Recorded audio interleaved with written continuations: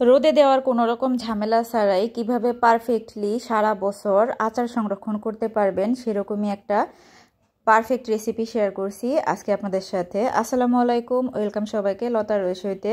বাজারে কিন্তু ভরপুর জলপাইয়ের সিজন, এখন ভরপুর জলপাই পাওয়া যাচ্ছে আর দামও কিন্তু হাতের নাগালে। তো এই জন্য আসলে টক ঝাল মিষ্টি আচার তৈরি করছিলাম, তো ভাবলাম ছোট করে আপনাদের সাথে শেয়ার করি। যদিও ডিটেলসে শেয়ার করি নাই, তবে আমি উপকরণগুলো বলে দেব। আমি প্রথমে জলপাইগুলোর বোটা ছাড়িয়ে ভালোভাবে ধুয়ে পরিষ্কার করে নিয়ে অল্প একটু লবণ দিয়ে যেরকম সিদ্ধ করে নিয়েছি, আর হাত দিয়ে এরকম আধা ভাঙা করে নিচ্ছি। একদম ভর্তা ভর্তা করে নেবেন না, এরকম আধা ভাঙা করে নেবেন, কারণ পরবর্তীতে আচার দেওয়ার সময় কিন্তু এটা আর অনেকটাই গলে যাবে। তো চাইলে কিন্তু এখান থেকে কিছুটা বিচি ফেলে দিতে পারেন, আবার রাখতেও পারেন, তবে আমি ফেলি নাই। তো এখানে আমি সরিষার তেল দিয়েছিলাম পর্যাপ্ত পরিমাণে, আর দিয়েছি এখানে 10 থেকে 12টা শুকনা মরিচ, তেজপাতা 2টা, লবঙ্গ ছিল 4টা, এলাচ ছিল 4টা, আর 1 ইঞ্চির মতো দারচিনি, 2 চা চামচ পরিমাণ গোটা পাঁচফোড়ন। তো সব কিছু দিয়ে দেওয়ার পরে যখন সুন্দর একটা স্মেল বের হয়ে আসবে, ওই পর্যায়ে আমি দিয়েছি এখানে 1/3 কাপ পরিমাণ সরিষা বাটা, আর এখানে আদা এবং রসুন বাটা ছিল 3 টেবিল চামচ পরিমাণ, আর গোটা ধনে ছিল এখানে 2 টেবিল চামচ পরিমাণ। সেই সাথে আমি এখানে 3 টেবিল চামচ পরিমাণ ভিনেগার দিয়ে মশলাটাকে ভালোভাবে ব্লেন্ড করে নিয়েছি। আপনারা চাইলে কিন্তু পাটায়ও বেটে নিতে পারেন, তো আমি পাটায় বাটাবাটির ঝামেলায় যাই নাই, ব্লেন্ডার করে নিয়েছিলাম। মশলাটা কিছুক্ষণ ভেজে নেওয়ার পরে আমি এখানে দিয়েছি 1 চা চামচ পরিমাণ একদম উঁচু উঁচু করে লাল মরিচের গুঁড়া এবং হলুদের গুঁড়া। লাল মরিচের গুঁড়া এবং হলুদের গুঁড়াটা দিয়ে চুলার আঁচটা কমিয়ে মশলাটাকে ভালোভাবে কষিয়ে নিব। আর এই আচারে কিন্তু এক্সট্রা করে কোনো রকম পানি ব্যবহার করা যাবে না।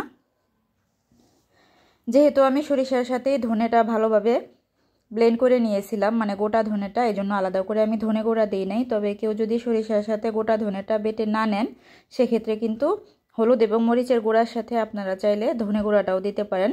তো মশলাটা ভালোভাবে কষিয়ে নেওয়ার পরে দিয়ে দিলাম আগে থেকে চটকে নেওয়া জলপাইগুলোকে। এই পর্যায়ে কিন্তু চুলার আঁচটা কমানো আছে।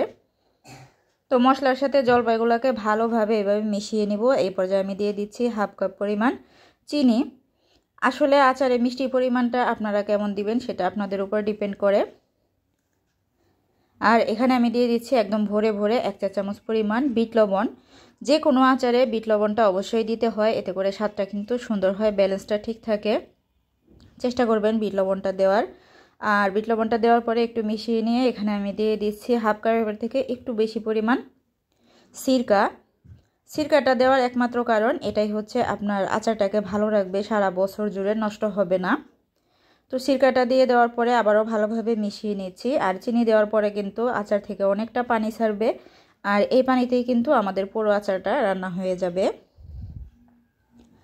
আমি পুরো আচারটা রান্না করেছি মিডিয়ামের থেকে সামান্য একটু কম আছে। আর এখানে একটা গুঁড়া মশলা দিয়ে দিয়েছি, এখানে আছে পাঁচফোড়ন আর গোটা ধনে সুন্দর করে আমি শুকনো খোলায় তেলে গুঁড়া করে নিয়েছি। এখানে আমি পাঁচফোড়ন নিয়েছিলাম 2 চা চামচ পরিমাণ, আর গোটা ধনে ছিল 1 চা চামচ পরিমাণ। তো অর্ধেকের বেশি পরিমাণটা আমি এই পর্যায়ে দিয়ে দিলাম, আর বাকি অর্ধেকটা কিন্তু আমি নামানোর আগে দিব। এতে করে কিন্তু আচারটা খেতে অনেক ভালো লাগে। আর আচারটা যেহেতু টক মিষ্টি ঝাল, সেজন্য কিন্তু আমি চিনির পরিমাণ একটু কম দিয়েছি। কেউ চাইলে চিনির পরিবর্তে কিন্তু গুড় দিতে পারেন। আর অফ ক্যামেরায় কিন্তু আমি লবণ দিয়েছিলাম, সেটা শ্যুট করা হয় নাই। তো এই যে নেড়ে চেড়ে সুন্দর মতো আমি আচারটা তৈরি করে নিয়েছি, আর আমার আচারটা কিন্তু একদম রেডি, দেখতেই পারছেন। এখন এটাকে আমি ঠান্ডা করে শুকনা বয়ামে রেখে দিব সারা বছরের জন্য। আল্লাহ হাফেজ।